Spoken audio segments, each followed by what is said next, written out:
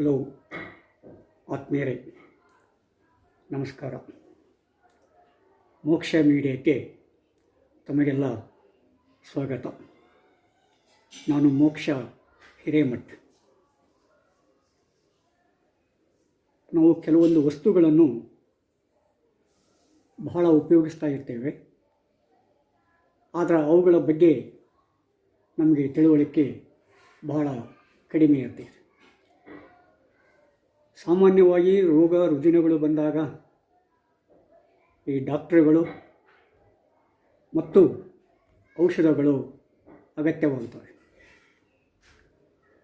ನಮ್ಮ ಡಾಕ್ಟರ್ಗಳು ಮಾನವೀಯತೆಯ ದೃಷ್ಟಿಯಿಂದ ರೋಗಿಗಳನ್ನು ತಪಾಸಣೆ ಮಾಡಿದರೆ ನಮ್ಮ ಔಷಧಿಗಳು ನಮಗೆ ಜೀವರಕ್ಷಕಗಳಾಗಿ ಕೆಲಸ ಮಾಡ್ತವೆ. ಹೌದು, ಔಷಧಿಗಳು ಮನುಷ್ಯನ ಜೀವರಕ್ಷಕಗಳಾಗಿ ಕೆಲಸ ಮಾಡಬೇಕು. ಆದರೆ ಹಿಂದಿನ ದಿನಮಾನಗಳಲ್ಲಿ ಔಷಧದ ಪರಿಕಲ್ಪನೆ ಬೇರೆ ಇತ್ತು. ಆದರೆ ಈಗ ಆ ಪರಿಕಲ್ಪನೆಯಲ್ಲಿ ಬಹಳ ಬದಲಾವಣೆ ಉಂಟಾಗಿದೆ.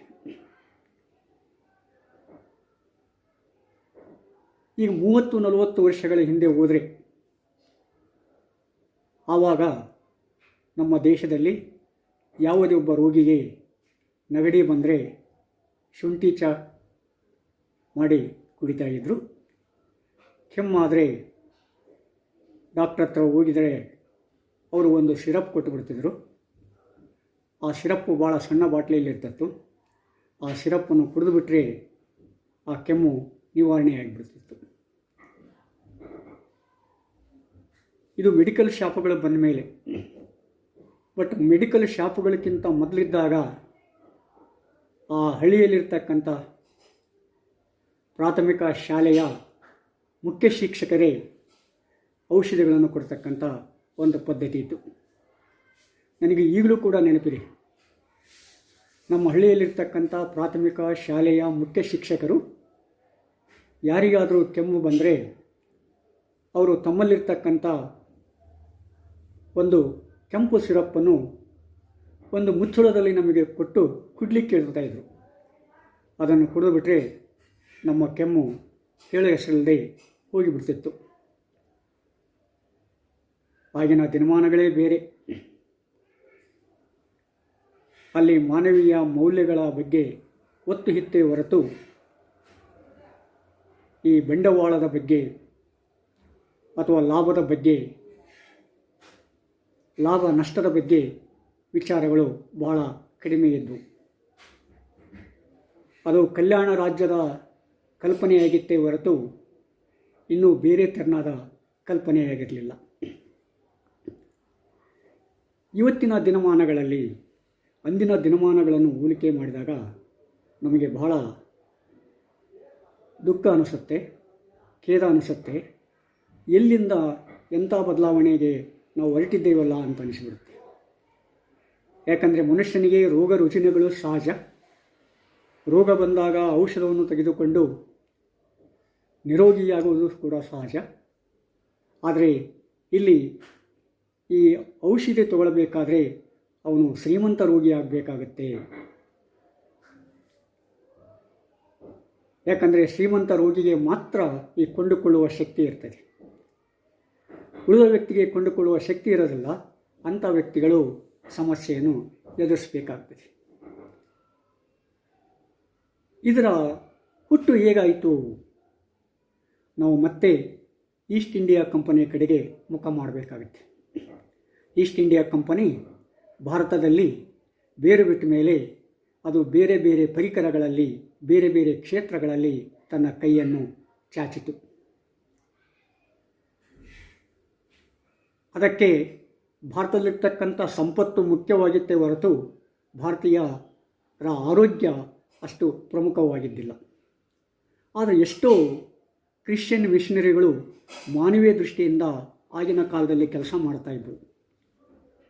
ಎಷ್ಟೋ ಕ್ರೈಸ್ತರು ತಮ್ಮ ಪ್ರಾಣವನ್ನೇ ಪಣವಾಗಿಟ್ಟು ಗುಡ್ಡಗಾಡು ಜನಾಂಗಗಳ ನಡುವೆ ಕೆಲಸ ಮಾಡಿ ಅಲ್ಲಿ ಬದಲಾವಣೆ ಮಾಡಿ ಅವರನ್ನು ನಾಗರಿಕತೆಗೆ ಕೊಂಡೊಯ್ತಕ್ಕಂಥ ಉದಾಹರಣೆಗಳು ಕೂಡ ಕೆಲವಿದೆ.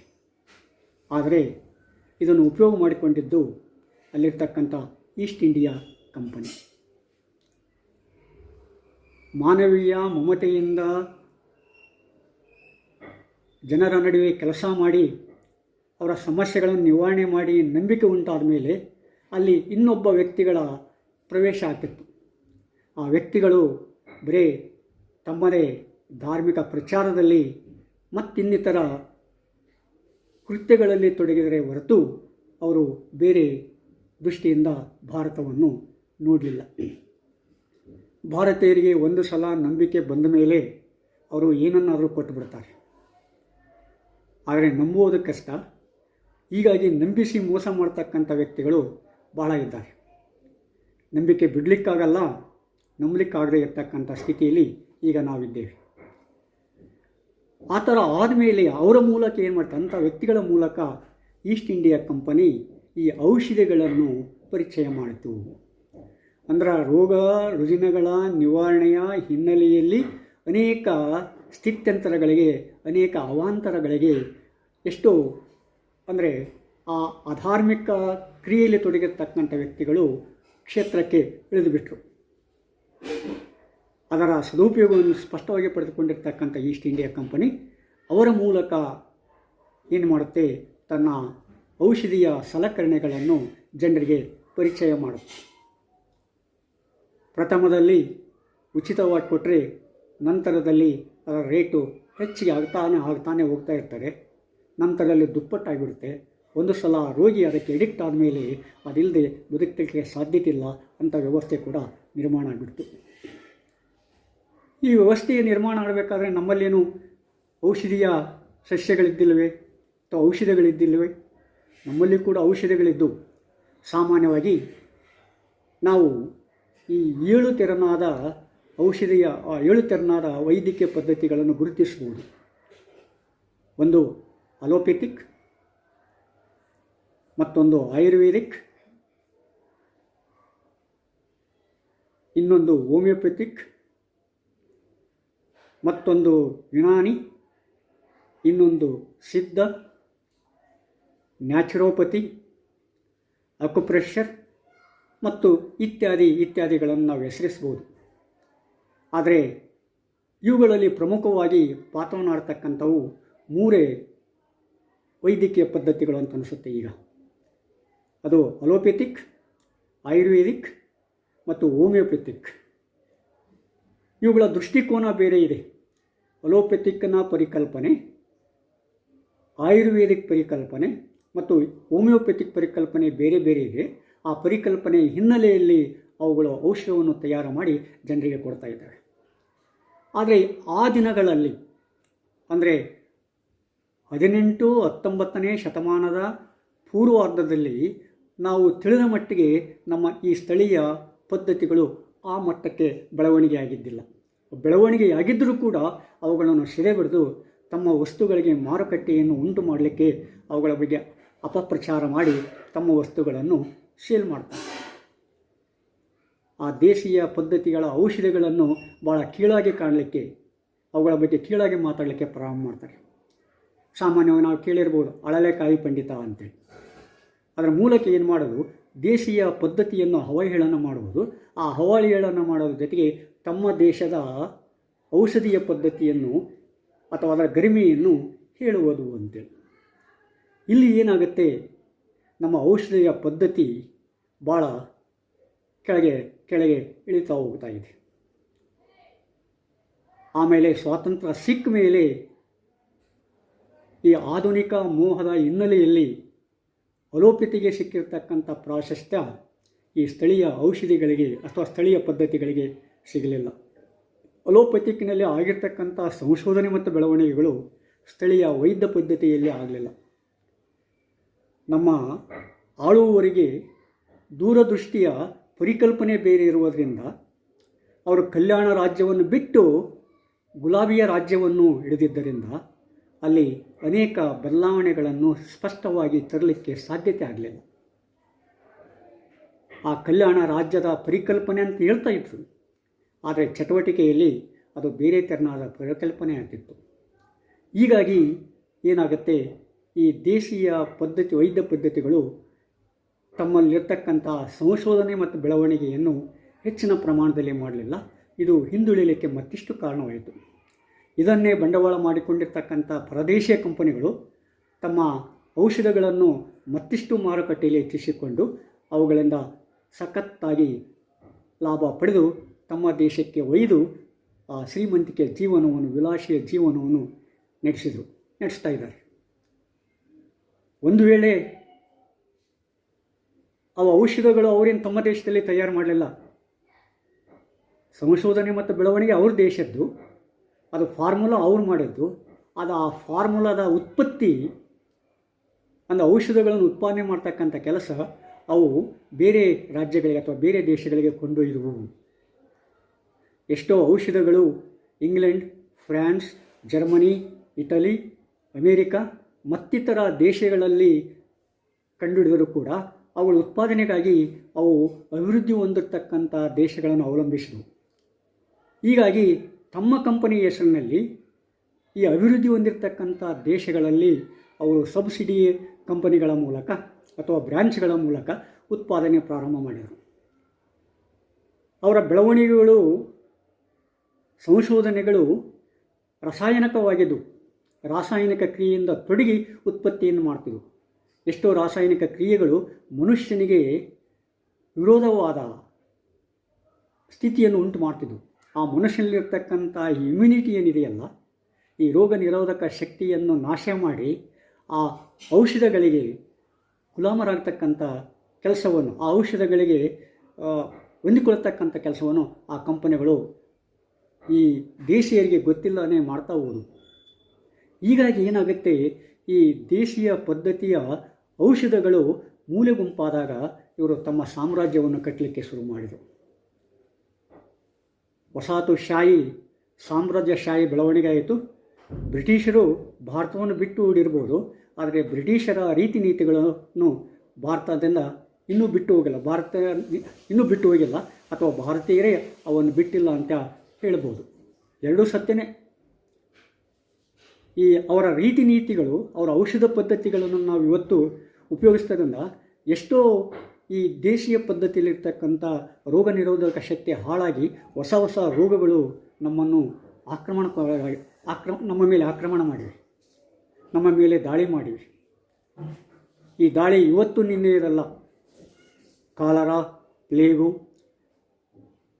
Ebola, AIDS, cancer, BP, diabetes, ಇತ್ತೀಚೆಗೆ ಕೊರೋನಾ ಕೌರವನ ಅವತಾರವನ್ನು ತಾಳಿಬಿಟ್ಟಿದೆ. ಈ ಕೊರೋನಾಕ್ಕೆ ಸಾಮ್ರಾಜ್ಯ ಮುಖ್ಯವೇ ಹೊರತು, ತಮ್ಮ ಪದೋನ್ನತಿಗಳು ಮುಖ್ಯವೇ ಹೊರತು, ಸಂಪತ್ತು ಮುಖ್ಯವೇ ಹೊರತು ಆ ಜನರ ಆರೋಗ್ಯವಲ್ಲ, ಜನರ ಸುಖ ಜೀವನ ಅಲ್ಲ, ಜನರ ನೆಮ್ಮದಿ ಜೀವನ ಅಲ್ಲ. ಹೀಗಾಗಿ ಕೊರೋನಾಕ್ಕೆ ಕೂಡ ಎಷ್ಟು ಔಷಧಿಗಳನ್ನು ಕಂಡುಹಿಡಿದರು. ಇವತ್ತು ಎಷ್ಟೋ ಕಂಪನಿಗಳಿದ್ದಾವೆ ಭಾರತದಲ್ಲಿ, ಆದರೆ ಅವು ಭಾರತೀಯ ಕಂಪನಿಗಳು ಅಲ್ಲ, ಹೊರದೇಶ ಕಂಪನಿಯ ಸಬ್ಸಿಡಿ ಕಂಪನಿಗಳು ಅಥವಾ ಬ್ರ್ಯಾಂಚ್ಗಳು. ಆ ಔಷಧಿಗಳನ್ನು ಉತ್ಪತ್ತಿ ಮಾಡುವುದು ಎಲ್ಲಿ? ಭಾಳ ಪ್ರಕೃತಿಯ ಸಂಪತ್ತಿನಿಂದ ಶ್ರೀಮಂತವಾಗಿರ್ತಕ್ಕಂಥ ಪ್ರದೇಶಗಳಲ್ಲಿ. ಉತ್ತರಾಖಂಡದಲ್ಲಿ ಎಷ್ಟೋ ಕಂಪನಿಗಳು, ಔಷಧಿ ಕಂಪನಿಗಳು ಔಷಧಿಯನ್ನು ಉತ್ಪತ್ತಿ ಮಾಡ್ತಾಯಿದ್ದಾರೆ. ಆ ಔಷಧಿ ಉತ್ಪತ್ತಿ ಮಾಡಿದಾಗ ಏನಾಗುತ್ತೆ, ಅವುಗಳ ವೇಸ್ಟ್ ಅಲ್ಲಿರ್ತಕ್ಕಂಥ ಪ್ರಕೃತಿಯ ಒಳಗೆ ಹಿಂಗಿ ಅವು ಬೇರೆ ಪರಿಣಾಮವನ್ನುಂಟು ಮಾಡ್ತಾಯಿದ್ದಾರೆ. ಇದನ್ನು ನಾವು ಅರ್ಥ ಮಾಡಿಕೊಳ್ತಾ ಇಲ್ಲ. ಕೆಲವಾರು ವರ್ಷಗಳ ಹಿಂದೆ ಬೀದರಲ್ಲಿ ಯಾವುದೋ ಒಂದು ಔಷಧಿ ಕಂಪನಿಯನ್ನು ಹುಟ್ಟಾಕಿದ್ರು. ಆ ಔಷಧಿ ಕಂಪನಿ ಸ್ಟಾರ್ಟ್ ಮಾಡಿದ್ಮೇಲೆ ಆ ಹಳ್ಳಿಯ ಸುತ್ತಮುತ್ತಲಿರ್ತಕ್ಕಂಥ, ಆ ಪ್ರದೇಶದ ಸುತ್ತಮುತ್ತಲಿರ್ತಕ್ಕಂಥ ಎಷ್ಟೋ ಬಾವಿಗಳಲ್ಲಿ ನೀರು ಹಳದಿ ಮತ್ತು ಹಸಿರು ಬಣ್ಣಕ್ಕೆ ತಿರುಗುತ್ತಂತೆ. ಅದರ ವಿರುದ್ಧ ಪ್ರತಿಭಟನೆಗಳಾದವು. ನಂತರ ಅದನ್ನು ಸ್ಟಾಪ್ ಮಾಡಿರೋ ಏನೋ ಅದರ ಬಗ್ಗೆ ಗೊತ್ತನೇ ಆಗಲಿಲ್ಲ. ಅಂದರೆ ಪರದೇಶದ ಔಷಧಿ ಕಂಪನಿಗಳು ಔಷಧಿಯನ್ನು ಉತ್ಪತ್ತಿ ಮಾಡಲಿಕ್ಕೆ ಭಾರತದಂಥ ದೇಶಗಳನ್ನು ಆಯ್ಕೆ ಮಾಡಿಕೊಂಡು, ಉತ್ಪಾದನೆ ನಮ್ಮದು, ಹಿಡಿತ ಅವ್ರದ್ದು, ಪರಿಶ್ರಮ ನಮ್ಮದು, ಲಾಭ ಅವ್ರದ್ದು. ಪ್ರಕೃತಿ ಹಾಳಾಗೋದು ನಮ್ಮದು, ಆದರೆ ಅದರ ಆರೋಗ್ಯ ಅವ್ರದ್ದು. ಇದನ್ನು ಏನು ಮಾಡಿಬಿಟ್ಟು ಅವು ಭಾಳ ಸ್ಪಷ್ಟವಾಗಿ ಭಾಳ ನೈಸಾಗಿ ಈ ವ್ಯವಸ್ಥೆಯನ್ನು ಮುಂದುವರಿಸಿಕೊಂಡು ಹೋದವು. ಈ ಕೊಡೈಕೆನಾಲ್ನಂಥ ಪ್ರದೇಶಗಳು ಭಾಳ ಸೂಕ್ಷ್ಮ ಪ್ರದೇಶಗಳು. ಸಹ್ಯಾದ್ರಿ ಪರ್ವತಗಳು, ಹಿಮಾಲಯ ಪರ್ವತ ಶ್ರೇಣಿಗಳು ಭಾಳ ಸೂಕ್ಷ್ಮ ಪ್ರದೇಶಗಳು. ಅಂಥಲ್ಲೆಲ್ಲ ಎಷ್ಟೋ ಕಂಪನಿಗಳು, ಎಷ್ಟೋ ಫ್ಯಾಕ್ಟ್ರಿಗಳ ತಮ್ಮ ಉತ್ಪಾದನೆ ಮಾಡ್ತವೆ ಗೊತ್ತನೇ ಆಗೋದಿಲ್ಲ. ಈ ಪೂನಾದಲ್ಲಿರ್ತಕ್ಕಂಥ ಎಷ್ಟೋ ಕಂಪನಿಗಳು ಅವು ಔಷಧವನ್ನು ತಯಾರಿ ಮಾಡಿದರೂ ಕೂಡ ಔಷಧ ಮೇಲೆ ನಿಯಂತ್ರಣ ಅವ್ರಿಗಿರೋದಿಲ್ಲ. ಹೀಗಾಗಿ ಎಷ್ಟೋ ಕಂಪನಿಗಳು ಔಷಧಗಳನ್ನು ಭಾರತದಲ್ಲಿ ತಯಾರು ಮಾಡಿ, ಆದರೆ ಅದನ್ನು ಬೇರೆ ದೇಶದಲ್ಲಿ ಮಾರಾಟ ಮಾಡಿ ಅದರ ಲಾಭವನ್ನು ತಾವು ತೆಗೆದುಕೊಂಡು ಅದರ ದುಷ್ಪರಿಣಾಮಗಳಿಗೆ ಭಾರತವನ್ನು ಬಲಿ ಮಾಡ್ತಾ ಇದ್ದಾರೆ. ನಮಗೆ ಔಷಧಿಗಳ ಅವಶ್ಯಕತೆ ಇದೆ ಅಂದ ಮಾತ್ರಕ್ಕೆ ನಾವು ಔಷಧಿಗಳ ಉತ್ಪಾದನೆಯನ್ನು ನಿರಾಕರಿಸೋಕ್ಕಿಲ್ಲ. ಆದರೆ ಎಷ್ಟು ಮಟ್ಟದ ಔಷಧಿಗಳನ್ನು ತಯಾರು ಮಾಡಬೇಕು, ಯಾವ ವರ್ಷ ಎಷ್ಟು ನಿಗದಿತ ಪ್ರಮಾಣದಲ್ಲಿ ಔಷಧಿ ಇರಬೇಕು, ಅದು ಭಾರತದ ಪರಿಸರಕ್ಕೆ ಸರಿ ಹೊಂದುತ್ತಾ ಇದೆಯೋ ಇಲ್ಲವೋ, ಅಥವಾ ಭಾರತದ ಪರಿಸರವನ್ನು ಆರೋಗ್ಯ ಕಡೆಗೆ ಕೊಂಡು ಒಯ್ತಾ ಇಲ್ಲವೋ, ಇದನ್ನೆಲ್ಲ ಯೋಚನೆ ಮಾಡಿ ಏನು ಮಾಡಬೇಕಾಗುತ್ತೆ, ನಾವು ಔಷಧ ಉತ್ಪತ್ತಿಯನ್ನು ಮಾಡಿಕೊಳ್ಬೇಕಾಗುತ್ತೆ. ಯಾಕಂದರೆ ಇವತ್ತು ಇಡೀ ಜಗತ್ತಿನಲ್ಲಿ 60% ಔಷಧ ಉತ್ಪಾದನೆ ಆಗೋದು ಭಾರತದಲ್ಲೇ ಅಂತೆ. ಅಂದ ಮಾತ್ರಕ್ಕೆ ನೀವು ಭಾರತದ ಕಂಪನಿಗಳೇ ಅದನ್ನು ಉತ್ಪಾದನೆ ಮಾಡ್ಕೊಂಡು ತಿಳ್ಕೊಳ್ಬಾರ್ದು. ಭಾರತದ ನೆಲ ಮಾತ್ರ ಅವ್ರಿಗೆ ಬೇಕು, ಆದರೆ ಕಂಪನಿಗಳು ಮಾತ್ರ ಹೊರದೇಶವು. ಆ ಕಂಪನಿಗಳ ಹಿಡಿತ ಜೋರಾಗಿದೆ. ಭಾರತದಲ್ಲಿ ಯಾವುದೇ ಒಬ್ಬ ವ್ಯಕ್ತಿ ಡಾಕ್ಟರ್ ಔಷಧಗಳನ್ನು ತಯಾರು ಮಾಡಿಬಿಟ್ರೆ ಅದು ಉಪಯೋಗ ಇಲ್ಲ ಅಂತೇಳಿ ಹಾಳಾಗಲೇ ಪ್ರಚಾರ ಮಾಡಿ ಅದನ್ನು ಮೂಲೆ ಗುಂಪಾಗಿಸ್ತಕ್ಕಂಥ ಕೆಲಸ ಕೊಡಿದೆ. ಅದನ್ನು ಬರೀ ಪ್ರಚಾರದ ಮೂಲಕ ಅಲ್ಲ, ಆಳುವವರ ಮೂಲಕ, ಆಡಳಿತದ ಮೂಲಕ, ವರದಿ ಮೂಲಕ, ಮಾಧ್ಯಮಗಳ ಮೂಲಕ ಮತ್ತು ಇತ್ಯಾದಿಗಳ ಮೂಲಕ ಅವರನ್ನು ಮೂಲೆ ಗುಂಪು ಮಾಡಿ ತಮ್ಮ ಔಷಧಕ್ಕೆ ಪ್ರಚಾರವನ್ನು ಕೊಡ್ತಾರೆ. ಈ ಕೊರೋನಾ ಔಷಧಿ ಕಂಡಾಗ ಇದು ಸ್ಪಷ್ಟವಾಗಿ ನಮ್ಮ ಕಣ್ಣಿಗೆ ಕಾಣ್ತಾ ಇದೆ. ಸಾಕಷ್ಟು ಕಂಪನಿಗಳಿದ್ದಾವೆ. ಈ ಕ್ಯಾನ್ಸರ್, ಡಯಾಬಿಟಸ್, BP, ಏಡ್ಸ್, ಎಬೋಲಾ ಇನ್ನೂ ಮುಂತಾದ ರೋಗಗಳಿಗೆ ಸಂಬಂಧಪಟ್ಟಂಥ ಎಷ್ಟೋ ಕಂಪನಿಗಳು ಇವು ಪರದೇಶದ ಕಂಪನಿಗಳು. ಆದರೆ ಅದರ ಲಾಭ ಮೊದಲು ಅವರು ಉಪಯೋಗ ಮಾಡ್ತಾರೆ, ನಂತರ ಏನು ಉಳಿದರೆ ಲಾಭಕ್ಕಾಗಿ ನಮಗೆ ಕೊಡ್ತಾ ಇದ್ದಾರೆ. ಈ ಕೊರೋನಾ ವಿಷಯದಲ್ಲಿ ಇದನ್ನು ಸ್ಪಷ್ಟವಾಗಿ ತಿಳ್ಕೊಳ್ಬೋದು. ಅಸ್ಟ್ರಾಜೆನಿಕಾ, ಮಾಡರ್ನ್ ಮತ್ತು ಇತ್ಯಾದಿ ಕಂಪನಿಗಳು ಔಷಧವನ್ನು ಭಾರತದಲ್ಲಿ ತಯಾರು ಮಾಡಿದರೂ ಕೂಡ, ಆದರೆ ಅದರ ಉಪಯೋಗ ಮೊಟ್ಟ ಮೊದಲಿಗೆ ತಟ್ಟಿದ್ದು ಅಮೇರಿಕಕ್ಕೆ, ಅದರ ಉಪಯೋಗ ಮೊಟ್ಟ ಮೊದಲಿಗೆ ತಟ್ಟಿದ್ದು ಇಂಗ್ಲೆಂಡಿಗೆ. ಭಾರತದಲ್ಲಿ ಅದನ್ನೊಂದು ಮಟ್ಟಕ್ಕೆ ಉಪಯೋಗ ಮಾಡಬೇಕಾದ್ರೂ ಕೂಡ ಏನಾಗ್ತೈತೆ, ಭಾರತೀಯರು ಅದನ್ನು ಉಪಯೋಗಿಸಲಿಕ್ಕೆ ಶುರು ಮಾಡಿಬಿಟ್ರೆ ತಮಗೆ ಕೊರತೆ ಆಗುತ್ತಂತೇಳಿ ಭಾರತದ ಅಪಪ್ರಚಾರ ಕೂಡ ಶುರುವಾಯಿತು. ಆ ಔಷಧ ಹಂಗೆ, ಈ ಔಷಧ ಹಿಂಗೆ, ಇದನ್ನು ತಗೊಂಡ್ರೆ ಹಂಗಾಗತ್ತೆ, ಹಿಂಗಾಗತ್ತೆ, ಏನೇನೋ ಕಲ್ಪನೆಗಳನ್ನು ಹೇಳಿದರು. ದೇಶದ ಪ್ರಧಾನಿಗಳು ಕೂಡ ಅದನ್ನು ತುಚ್ಛಿಸಿಕೊಂಡರೂ ಕೂಡ ಜನರು ನಂಬದೇ ಇರತಕ್ಕಂಥ ವಾತಾವರಣವನ್ನು ಈ ಮಾಧ್ಯಮಗಳು ಸೃಷ್ಟಿ ಮಾಡಿಬಿಟ್ಟು, ಈ ಮಾಧ್ಯಮಗಳ ಹಿಂದಿರ್ತಕ್ಕಂಥ ವ್ಯಕ್ತಿಗಳು ಅವುಗಳನ್ನು ಚೆನ್ನಾಗಿ ಅವಕ್ಕೆ ಸಾಕಿ ಸಲಹಿ ಚೆನ್ನಾಗಿ ಉಪಯೋಗ ಮಾಡಿಕೊಂಡ್ರು ಅಂತ ಹೇಳೋದೇ ಉತ್ತಮ ಅಂತ ಅನಿಸುತ್ತೆ. ಅಂದರೆ ಅಲ್ಲೇನಾಗಿತ್ತು, ನಾವು ಎಷ್ಟು ಮಟ್ಟಿಗೆ ಔಷಧವನ್ನು ಉಪಯೋಗ ಮಾಡಬೇಕಾಗಿತ್ತು ಆವಾಗ ಉಪಯೋಗ ಆಗಲ್ಲ, ಅದನ್ನು ಅವರು ಲಪ್ಟಾಯಿಸ್ಕೊಂಡು ಹೋಗಿ ತಮ್ಮ ದೇಶದಲ್ಲಿ ಉಪಯೋಗ ಮಾಡಿದರು. ಯಾಕಂದರೆ ಆ ಔಷಧಿಗಳ ಕಂಪನಿಗಳು ಒಡೆಯರು ಆ ದೇಶದ ಕಂಪನಿಗಳು. ನಾವು ಭಾರತದಲ್ಲಿ 10 ಲಕ್ಷ ಭಾರತೀಯರಿಗೆ ಇಂಜೆಕ್ಷನ್ ಮಾಡಲಿಕ್ಕಾಗಲಿಲ್ಲ, ಆದರೆ ಅವರು 80 ಲಕ್ಷ ಈಗಾಗಲೇ ಮಾಡಿ ಕೋಟಿಯನ್ನು ದಾಟಿಬಿಟ್ಟಿದ್ದಾರೆ. ಈ ಔಷಧಿಗಳು ಎಲ್ಲಿ ಅವಶ್ಯಕತೆ ಇರ್ತವೆ, ಎಲ್ಲಿ ಅಗತ್ಯವಾಗಿರ್ತವೆ ಅಲ್ಲಿ ಉಪಯೋಗ ಮಾಡಬೇಕು. ಆದರೆ ಅನಗತ್ಯವಾಗಿರ್ತಕ್ಕಂಥ ವ್ಯಕ್ತಿಗಳಿಗೆ ಔಷಧವನ್ನು ಕೊಡೋದ್ರ ಮೂಲಕ ಅದು ಮಾನವೀಯತೆಯ ದುರುಪಯೋಗ ಕೂಡ ಆಗುತ್ತೆ. ಹೀಗೆ ನಾವು ಏನು ಮಾಡಬೇಕಾಗತ್ತೆ, ಔಷಧಿಗಳ ಒಂದು ತುಲನೆಯನ್ನು, ಔಷಧಿಗಳ ಒಂದು ವಿಶ್ಲೇಷಣೆಯನ್ನು ಮಾಡಬೇಕಾಗತ್ತೆ. ಆ ಔಷಧಿಗಳು ನಮ್ಮ ದೇಶೀಯ ಪದ್ಧತಿಗೆ ಒಳಪಟ್ಟು ದೇಶೀಯ ಇಮ್ಯುನಿಟಿ, ರೋಗ ನಿರೋಧಕ ಶಕ್ತಿ ಏನಿದೆಯಲ್ಲ ಅದನ್ನು ಹೆಚ್ಚಿಸಿದ್ರೆ ಏನಾಗುತ್ತೆ, ಆವಾಗ ನಾವು ನಮ್ಮ ದೇಶದ ಜನರ ಆರೋಗ್ಯ ಸುಧಾರಣೆ ಆಗಲಿಕ್ಕೆ ಸಾಧ್ಯತೆ ಆಗುತ್ತೆ. ಇಲ್ಲದಿದ್ದರೆ ಅವನು ಎಲ್ಲೋ ರಿಸರ್ಚ್ ಮಾಡಿರ್ತಾನೆ, ಯಾವುದೋ ದೇಶದಲ್ಲಿ ಉತ್ಪತ್ತಿ ಮಾಡ್ತಾನೆ, ಅದನ್ನು ಇಲ್ಲಿ ವಿತರಣೆ ಮಾಡ್ತಾನೆ, ಆ ವಿತರಣೆ ಮಾಡಿದ ಬಂದ ಲಾಭವನ್ನು ಅವನು ಆ ಕಡೆಗೆ ಒಯ್ತಾನೆ. ನಮ್ಮ ದೇಶೀಯ ಪದ್ಧತಿಗಳು ಈ ಸಂಶೋಧನೆ ಮತ್ತು ಬೆಳವಣಿಗೆಗೆ ಅತಿ ಹೆಚ್ಚು ಒತ್ತು ಕೊಡಬೇಕು ಈಗಿನ ಕಾಲದಲ್ಲಿ. ಅಷ್ಟೇ ಅಲ್ಲ, ಆ ಆಳ್ತಕ್ಕಂಥ ವ್ಯಕ್ತಿಗಳು, ನಮ್ಮ ದೇಶದ ಕಂಪನಿಗಳು, ಇನ್ನಿತರ ವ್ಯಕ್ತಿಗಳು ಅವುಗಳನ್ನು ಬೆಂಬಲಿಸಿ ಅವುಗಳ ಹಿಂದೆ ನಿಲ್ಲಬೇಕು. ನೋಡಿ, ಶಾರ್ಟ್ ಟೈಮಲ್ಲಿ ಕೂಡ ಎಷ್ಟೋ ನಮ್ಮ ಡಾಕ್ಟ್ರುಗಳು ಸತತವಾದ ಪರಿಶ್ರಮದಿಂದ ಈ ಕೊರೋನಾಗೆ ಔಷಧವನ್ನು ಕಂಡುಹಿಡಿದರು. ಸ್ಥಳೀಯ ಔಷಧಿಗಳು ಮತ್ತು ರಾಸಾಯನಿಕ ಔಷಧಗಳನ್ನು ಕೂಡ. ಆದರೆ ರಾಸಾಯನಿಕ ಔಷಧಿಗಳಿಗೆ ಸಿಕ್ಕಿರ್ತಕ್ಕಂಥ ಒತ್ತು ಈ ಔಷಧಿಗಳಿಗೆ ಸಿಗಲಿಲ್ಲ. ಅಂದರೆ ಇಲ್ಲಿ ಆ ಪರದೇಶದ ಕಂಪನಿಗಳ ಹಿಡಿತದಲ್ಲಿ ಇನ್ನೂ ನಾವಿದ್ದೇವೆ ಅಂತ ಹೇಳ್ತಾ ಇದ್ದೀವಿ. ಅದನ್ನು ಸ್ಪಷ್ಟವಾಗಿ ಹೇಳಲಿಕ್ಕೆ ನಮ್ಮಲ್ಲಿರ್ತಕ್ಕಂಥ ಕಂಪನಿಗಳಿಗೆ, ನಮ್ಮಲ್ಲಿರ್ತಕ್ಕಂಥ ಆಳುವರ್ಗಕ್ಕೆ ಸಾಧ್ಯತೆ ಆಗಲಿಲ್ಲ. ಅದನ್ನ ಏನೇನೋ ಹೇಳಿಬಿಟ್ರು. ಇದರಿಂದ ನಾವು ಹೊರಗೆ ಬರಬೇಕಾಗತ್ತೆ. ಹೊರಗೆ ಬಂದು ನಮ್ಮದೇ ಆದ ದೇಶೀಯ ಪದ್ಧತಿಗಳ ಔಷಧಗಳಿಗೆ ನಾವು ಬೆಂಬಲ ಕೊಡಬೇಕಾಗತ್ತೆ. ಅಂಥ ಕಂಪನಿಗಳೀಗ ಭಾರತದಲ್ಲಿ ಸಾಕಷ್ಟಿದ್ದಾವೆ. ಈ ಬೇರೆ ಬೇರೆ ವಿಷಯಗಳಲ್ಲಿ ಕೂಡ ಅದನ್ನು ನಮ್ಮ ದೇಶ ಕಂಪನಿಗಳು ಸಾಧಿಸಿ ತೋರಿಸಿದ್ದಾವೆ. ಈ ಕಿರಾಣಿ ವಿಷಯಗಳಲ್ಲಾಗಲಿ, ಪೇಸ್ಟ್ ವಿಷಯಗಳಲ್ಲಾಗಲಿ, ಪೌಡರ್ ವಿಷಯಗಳಲ್ಲಾಗಲಿ, ಇನ್ನಿತರ ವಿಷಯಗಳಲ್ಲಿ ಏನಾಗ್ತಿದೆ, ನಾವು ಅದನ್ನು ತೋರಿಸಿದ್ದೇವೆ. ನಾವು ಭಾಳ ಸುಲಭವಾಗಿ ಮಾಡಿಬಿಡ್ಬೋದು ಅಂತೇಳಿ. ಆದರೆ ಅದಕ್ಕೆ ಒಂದು ಮಾನಸಿಕ ಗಟ್ಟಿತನ ಬೇಕಾಗತ್ತೆ, ರಾಜಕೀಯ ನಿರ್ಧಾರ ಬೇಕಾಗತ್ತೆ. ಯಾಕಂದರೆ ಈ ರಾಜಕೀಯ ನಿರ್ಧಾರ ಇಲ್ಲದಿದ್ದರೆ ಈ ಬರೀ ಭಾರತೀಯ ನಾಗರಿಕರು ಏನು ಮಾಡಲಿಕ್ಕಾಗಲ್ಲ. ಮತ್ತೆ ಮಾಡ್ಬೋದು, ಆದರೆ ಅದು ಸಾಕಷ್ಟು ಸಮಯವನ್ನು ತೆಗೆದುಕೊಳ್ತಾ ಇದೆ. ಆ ಚೈನಾ ಭಾರತದ ಮೇಲೆ ಆಕ್ರಮಣಕ್ಕೆ ಪ್ರಯತ್ನ ಪಟ್ಟಾಗ ಚೈನಾದ ವಸ್ತುಗಳನ್ನು ಯಾವ ರೀತಿ ಅಪರೋಕ್ಷವಾಗಿ ಭಾರತೀಯರು ನಿರಾಕರಿಸಿದರೂ ಅದೇ ರೀತಿಯ ತಂತ್ರವನ್ನು ನಾವು ಇವತ್ತು ಮಾಡಿದರೆ ನಮ್ಮ ದೇಶೀಯ ಕಂಪನಿಗಳು ಪುಟಿದೇಳಲಿಕ್ಕೆ ಸಾಧ್ಯತೆ ಇದೆ. ಆ ಪುಟಿದೇಳ್ತಕ್ಕಂಥ ತಂತ್ರವನ್ನು ನಾವು ರೂಪಿಸಬೇಕಾಗಿದೆ.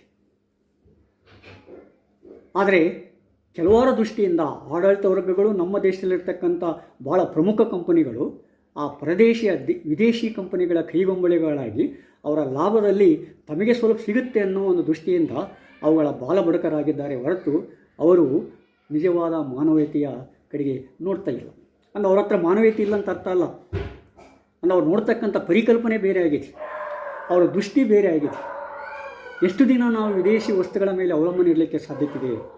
ಎಷ್ಟು ದಿನ ನಮ್ಮ ಆರೋಗ್ಯವನ್ನು ಅವರು ಎತ್ತಿ ಇಡಲಿಕ್ಕೆ ಸಾಧ್ಯತೆ ಇದೆ?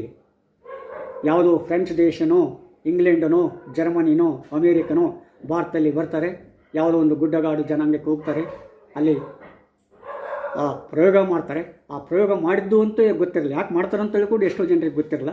ಪ್ರಯೋಗ ಮಾಡ್ತಾರೆ, ಹೋಗ್ತಾರೆ, ಔಷಧಿ ಕಂಡಿರ್ತಾರೆ, ಮತ್ತು ಅದನ್ನು ನಮಗೆ ತರ್ತಾರೆ. ನಮ್ಮಲ್ಲಿರ್ತಕ್ಕಂಥ ರೋಗ ನಿರೋಧಕ ಶಕ್ತಿಯನ್ನು ಹಾಳು ಮಾಡ್ತಾರೆ. ಏನೋ ಅಷ್ಟಿಷ್ಟು ಲಾಭ ತೆಟ್ಟಿರ್ಬೋದು, ಇಲ್ಲ ಅಂತಲ್ಲ. ಆದರೆ ಈ ಒಂದು ಸ್ಥಿತಿ ಬೇರೆ ಆಗಬೇಕು. ಬೇರೆ ಆದಾಗ ಮಾತ್ರ ಏನಾಗುತ್ತೆ, ನಾವು ಮುಂದುವರಲಿಕ್ಕೆ ಸಾಧ್ಯತೆ ಆಗುತ್ತೆ. ಇಲ್ಲದಿದ್ದರೆ ಈ ಒಂದು ಔಷಧಿಯ ಸಾಮ್ರಾಜ್ಯ ಇದೆಯಲ್ಲ, ಇದು ಈ ನವ ವಸಾಹತುಶಾಹಿ ಮೂಲಕ ಈಗ ಕಾರ್ಪೊರೇಷನ್ ಮಟ್ಟದಲ್ಲಿ ಅದು ಕೆಲಸ ಮಾಡ್ತಾಯಿದೆ. ಈ ಕಾರ್ಪೊರೇಷನ್ಗಳ ಆಳ್ವಿಕೆಯನ್ನು, ಅವುಗಳ ರೀತಿ ನೀತಿಯನ್ನು ಸ್ಪಷ್ಟವಾಗಿ ಅರ್ಥ ಮಾಡಿಕೊಂಡು ಭಾರತದ ಹಿನ್ನೆಲೆಯಲ್ಲಿ ನಮ್ಮದೇ ಆದ ರೀತಿ ನೀತಿಗಳನ್ನು ಅನುಸರಿಸಿದರೆ ನಾವು ಇಡೀ ಪ್ರಪಂಚಕ್ಕೆ ಔಷಧಗಳನ್ನು ಸರಬರಾಜು ಮಾಡ್ತಕ್ಕಂಥ ದೇಶದ ವ್ಯಕ್ತಿಗಳಾಗ್ತೀವಿ. ಇಲ್ಲಿದ್ದರೆ ನಾವಿಲ್ಲಿ ಉತ್ಪಾದನೆ ಮಾಡ್ತೀವಿ, ಅವರಿಗೆ ಸರಬರಾಜು ಮಾಡ್ತೀವಿ, ಅವರು ಅದರ ಲಾಭ ತಗೋತಾರೆ. ಆ ದುಷ್ಪರಿಣಾಮವನ್ನು ನಾವು ಅನುಭವಿಸ್ತಾ ಇದ್ದೇವೆ. ಇದು ನಿಲ್ಲಬೇಕು. ಇದನ್ನು ಕೊರೋನಾದಲ್ಲಿ ನಾವು ಸ್ಪಷ್ಟವಾಗಿ ಅರ್ಥ ಮಾಡಿಕೊಂಡಿದ್ದೇವೆ. ನಮ್ಮ ಆಳುವ ವರ್ಗದವರು ತಮ್ಮ ಒಂದು ನಂಬಿಕೆಯನ್ನು ಈ ದೇಶದಲ್ಲಿ ಸ್ಪಷ್ಟವಾಗಿ ವ್ಯಕ್ತಪಡಿಸಬೇಕು. ಅವ್ರು ತೋರಿಸಿದಾಗ ನಾವು ನಂಬತಕ್ಕಂಥ ಸ್ಥಿತಿಯಲ್ಲಿ ಕೂಡ ಭಾರತೀಯರು ಇರಬೇಕು. ಯಾಕಂದರೆ ಈ ದೇಶದ ಪ್ರಧಾನಿಯೇ ವ್ಯಾಕ್ಸಿನೇಷನ್ ಮಾಡ್ಕೊಂಡಾಗ ಅದಕ್ಕೆ ಮತ್ತೆ ಎಷ್ಟೋ ಅನುಮಾನಗಳು ಉಂಟಾದವು. ಅಂದರೆ ಅದನ್ನು ವ್ಯವಸ್ಥಿತವಾದ ಸಂಚಾಗಿ ಕಾಣ್ತಾ ಇದೆ. ಅಂದರೆ ಅವ್ರು ಮಾಡಿರ್ತಕ್ಕಂಥ ಎಲ್ಲ ವಿಷಯಗಳು, ಉದ್ದೇಶಗಳು ಸರಿ ಇದಾವೆ ಅಥವಾ ಇಲ್ಲ ಅದು ವಿಮರ್ಶೆಗೆ ಹೋಗೋದಿಲ್ಲ ನಾನು. ಆದರೆ ಆ ಒಂದು ಘಟನೆ ಮಾತ್ರ ನಾವು ನೆನಪಿಡಬೇಕಾಗತ್ತೆ. ಅಂದರೆ ಇಲ್ಲಿ ಜನಸಾಮಾನ್ಯರಲ್ಲಿ ಆ ವ್ಯಕ್ತಿಯ ಬಗ್ಗೆ ನಂಬಿಕೆ ಬಂದಾಗ ಏನಾಗ್ತಾನೆ, ಆ ವ್ಯಕ್ತಿ ಮಾಡಿರ್ತಕ್ಕಂಥ ಕೆಲಸವನ್ನು ಜನಸಾಮಾನ್ಯರು ಅನುಕರಿಸ್ತಾರೆ. ಆವಾಗ ಅದು ಸರಳವಾಗಿ ಜಾರಿಗೆ ಬರ್ತಾ ಇದೆ. ಈ ಒಂದು ನಿರ್ಧಾರವನ್ನು, ಈ ಒಂದು ವ್ಯಕ್ತಿತ್ವವನ್ನು ನಮ್ಮನ್ನು ಮುನ್ನಡೆಸ್ತಕ್ಕಂಥ ವ್ಯಕ್ತಿಗಳು ಇನ್ನಿಷ್ಟು ತೋರಿಸಬೇಕಾಗ್ತದೆ. ಅಂಥವರನ್ನು ಜನರು ಕೂಡ ಬೆಂಬಲಿಸಬೇಕು. ಅಂಥವರನ್ನು ಜನರು ಮತ್ತೆ ಅಧಿಕಾರಕ್ಕೆ ಕೂರಿಸಬೇಕು. ಆಗ ಮಾತ್ರ ಏನಾಗುತ್ತೆ, ನಾವು ನಮ್ಮದೇ ಆದ ಒಂದು ಪರಿಸ್ಥಿತಿಯನ್ನು ನಿರ್ಮಾಣ ಮಾಡಲಿಕ್ಕೆ ನಮ್ಮದೇ ಆದ ದೇಶವನ್ನು ಕಟ್ಟಲಿಕ್ಕೆ ಸಾಧ್ಯತೆ ಆಗುತ್ತೆ. ಇಲ್ಲದಿದ್ದರೆ ಅದು ಸುಮ್ಮನೆ ಅರಚಾಡುವ ಕೂಗಾಡುವ ಕೆಲಸ ಆಗಿಬಿಡುತ್ತೆ. ನಾವು ಬೇರೆ ದೇಶದಿಂದ ಬಂದಿರತಕ್ಕಂಥ ವ್ಯಕ್ತಿಗಳನ್ನು ನಂಬಲಿಕ್ಕಾಗಲ್ಲ. ಯಾಕಂದರೆ ಅವು ಬೇರೆ ಬೇರೆ ಫಾರ್ಮಲ್ಲಿ ಬರ್ತಾ ಇದ್ದಾವೆ. ಕೆಲವು ವಾಲಂಟಿಯರ್ಸ್ ಆಗಿ ಬರ್ತಾರೆ, ಕೆಲವು NGO ಆಗಿ ಬರ್ತಾರೆ, ಇನ್ನು ಕೆಲವು ರಾಜಕಾರಣಿಗಳಾಗಿ ಬರ್ತಾರೆ, ಇನ್ನು ಕೆಲವು ಸೂಟ್ ಕೇಸ್ನಲ್ಲಿ ಬರ್ತಾರೆ, ಇನ್ನು ಏನೇನೋ ಫಾರ್ಮಲ್ಲಿಗೆ ಬಂದುಬಿಡ್ತಾರೆ. ಯಾರು ಏನು ಮಾಡ್ತಾರೆ ಅಂತೇಳಿ ಗೊತ್ತನೇ ಆಗೋದಿಲ್ಲ. ಆ ಒಂದು ಗೊಂದಲಮಯ ಪರಿಸ್ಥಿತಿ ಉಂಟಾಗಿಬಿಟ್ಟಿದೆ. ಆ ಗೊಂದಲಮಯ ಪರಿಸ್ಥಿತಿಯನ್ನು ತಿಳಿಗೊಳಿಸಿ ಈ ಜನರನ್ನು ಮುನ್ನಡೆಸಿ ಭಾರತದ ಚಿತ್ರಣವನ್ನು ಬೇರೆ ಮಾಡ್ತಕ್ಕಂಥ ಪಾಲಿಸಿಗಳು ಬೇಕು. ನಮ್ಮಲ್ಲಿ ಅಂಥ ಪ್ರಧಾನಮಂತ್ರಿಗಳು ಇಲ್ಲ ಅಂತಲ್ಲ, ಅಂಥ ವ್ಯಕ್ತಿಗಳು ಇಲ್ಲ ಅಂತಲ್ಲ, ಇದ್ದಾರೆ. ಆದರೆ ಅವರಿಗೆ ಸಿಗಬೇಕಾಗಿರ್ತಕ್ಕಂಥ ಬೆಂಬಲ ಸಾಕಷ್ಟು ಸಿಗ್ತಾ ಇಲ್ಲ. ಈ ಪಕ್ಷದ ಪ್ರಜಾಸತ್ತಾತ್ಮಕ ಪದ್ಧತಿಯಲ್ಲಿ ಕೆಲವು ಲೂಪ್ ಹೋಲ್ಗಳೇನಿದಾವಲ್ಲ, ಆ ಲೂಪ್ಗಳ ಹಿನ್ನೆಲೆಯಲ್ಲಿ ಅಂಥವರನ್ನು ನಾವು ಇನ್ನೂ ಸರಿಯಾದ ರೀತಿಯಲ್ಲಿ ಉಪಯೋಗ ಮಾಡ್ತಾ ಇಲ್ಲ. ಪರಿಶ್ರಮದಿಂದ, ಪ್ರಾಮಾಣಿಕತೆಯಿಂದ ಪ್ರಧಾನಮಂತ್ರಿಯವರಾದರೂ ಇದ್ದಾರೆ. ಪರಿಶ್ರಮದಿಂದ, ಪ್ರಾಮಾಣಿಕತೆಯಿಂದ, ವಿದ್ವತ್ತಿನಿಂದ ಈ ದೇಶದ ಆರ್ಥಿಕ ಸ್ಥಿತಿಗತಿಗಳನ್ನೇ ಬದಲಾವಣೆ ಮಾಡಿರ್ತಕ್ಕಂಥ ವ್ಯಕ್ತಿಗಳು ನಮ್ಮಲ್ಲಿದ್ದಾರೆ. ಆದರೆ ಅಂಥ ವ್ಯಕ್ತಿಗಳನ್ನು ಗುರುತಿಸಿ ನಾವೇನು ಮಾಡಬೇಕಾಗತ್ತೆ, ಮುನ್ನಡೆ ಇಡಬೇಕಾಗತ್ತೆ. ಆವಾಗ ಆ ವ್ಯಕ್ತಿಗಳಿಗೂ ಕೂಡ ನಾವು ಮಾಡಬೇಕಪ್ಪ ಅನ್ನುವ ಭಾವನೆ ಬರುತ್ತೆ, ಜನರು ಕೂಡ ಬದಲಾವಣೆ ಬರುತ್ತೆ. ಇಂಥ ಒಂದು ಸಂದರ್ಭ ಬೇಗನೆ ಬರಲಿ. ಈ ಪ್ರದೇಶದ ಕಂಪನಿಗಳು ಎಷ್ಟು ಮಟ್ಟಿಗೆ ಉಪಯೋಗ ಮಾಡಬೇಕು ಅಷ್ಟಕ್ಕೆ ಇದು ಮಾಡೋಣ. ಅಲ್ಲಿ ಕೆಲವು ಸರ್ಜರಿಗೆ ಸಂಬಂಧಪಟ್ಟಂತೆ ಒಳ್ಳೆ ಕೆಲಸಗಳಿದ್ದಾವೆ, ಅದನ್ನು ನಾವು ಉಪಯೋಗ ಮಾಡಿಕೊಳ್ಳೋಣ. ಅಲ್ಲ, ಅನಗತ್ಯ ವಸ್ತುಗಳೇನದ, ಅನಗತ್ಯ ವಿಷಯಗಳೇನಿದಾವಲ್ಲ, ಅವುಗಳನ್ನು ನಾವು ರದ್ದು ಮಾಡಿ ನಮ್ಮದೇ ಆದ ದೇಶದ ಹಿನ್ನೆಲೆಯಲ್ಲಿ ನಾವು ಬೆಳಿಬೇಕಾಗತ್ತೆ. ಆಗ ಮಾತ್ರ ಭಾರತ ಸಮೃದ್ಧ ಭಾರತವಾಗಲಿಕ್ಕೆ ಸಾಧ್ಯತೆ ಆಗುತ್ತೆ. ಆತ್ಮೀಯರೇ, ಇದು ಭಾರತದ ಔಷಧ ಸಾಮ್ರಾಜ್ಯದ ವಿಷಯ ಆಯಿತು. ಲೈಕ್ ಮಾಡಿ, ಶೇರ್ ಮಾಡಿ. ಮತ್ತೆ ಮುಂದಿನ ಸಂಚಿಕೆಯಲ್ಲಿ ಇನ್ನೊಂದು ವಿಷಯದೊಂದಿಗೆ ಬರ್ತಾ ಇದ್ದೇನೆ. ನಮಸ್ಕಾರ.